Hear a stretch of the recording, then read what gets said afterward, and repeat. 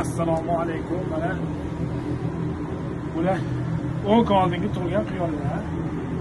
Quyonchalarimiz mana katta bo'lishyapti. Bir ikkita odamlar qo'lda ushasa bo'lmaydi. Mana mana tug'ilganda ham qo'lda ushlaganman, qo'lda. Faqat o'sha hidiga buni.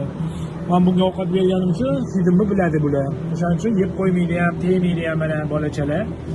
Mana bu quyonchalarimiz ham bor. Bular 1 oylik bo'lyapti, xudo xolasa. Mana bular 1 oylik bo'lgan. Mana mashinani ham bolaligida ushlab, katta qilib boqqanmiz. Alhamdulillah, mana katta bo'lishadi. Mana hozir yaqinda tug'ildi yana.